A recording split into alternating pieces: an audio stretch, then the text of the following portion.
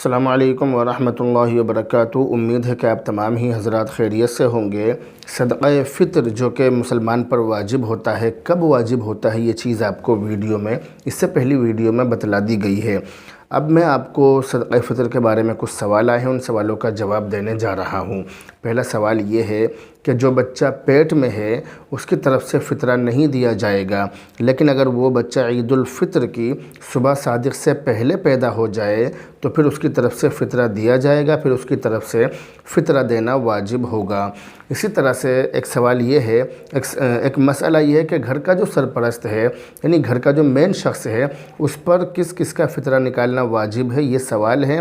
اس کا جواب یہ ہے کہ گھر کے ذمہ دار پر اپنی بیوی کی طرف سے اور اپنی بالغ اولاد کی طرف سے فطرہ نکالنا یہ ضروری نہیں ہے، لیکن اگر وہ بچے اس کی پرورش میں رہتے ہوں تو ان کی طرف سے نکالنا پھر اس کے لیے درست ہے، پھر وہ نکال سکتا ہے۔ اسی طرح باپ پر اپنی طرف سے اور اپنی نابالغ اولاد کی طرف سے فطرہ نکالنا واجب ہے۔ اگر باپ اپنی بالغ اولاد کی طرف سے نکالے تو جائز ہے، منع نہیں ہے، نکال سکتا ہے۔ اسی طرح سے ایک مسئلہ یہ ہے کہ اگر کوئی شخص بیماری یا کسی اور وجہ سے رمضان کے مہینے کے روزے نہ رکھ سکے تو اس شخص پر بھی فطرہ واجب ہے، کیونکہ فطرے کا ایک مقصد غریبوں کی مدد کرنا بھی ہے۔ اسی طرح سے ایک مسئلہ یہ ہے کہ اگر کسی نے رمضان سے پہلے ہی فطرہ ادا کر دیا، فطرہ دے دیا، تو صحیح قول کے مطابق اس کا فطرہ ادا نہیں ہوگا، اس کو دوبارہ فطرہ ادا کرنا پڑے گا، دوبارہ فطرہ دینا پڑے گا۔ ایک بات یہ یاد رکھیے کہ اگر کسی شخص کا انتقال عید الفطر کی صبح صادق سے پہلے ہو گیا ہو تو اس کی طرف سے فطرہ نہیں دیا جائے گا، یعنی مردوں کی طرف سے فطرہ نہیں دیا جاتا ہے۔ اسی طرح یہ بھی یاد رکھیے کہ پاگل بیٹے کی طرف سے فطرہ نکالنا باپ پر یا اس کے سرپرست پر ضروری ہے، باپ کی یا اس کے سرپرست کی ذمہ داری ہے۔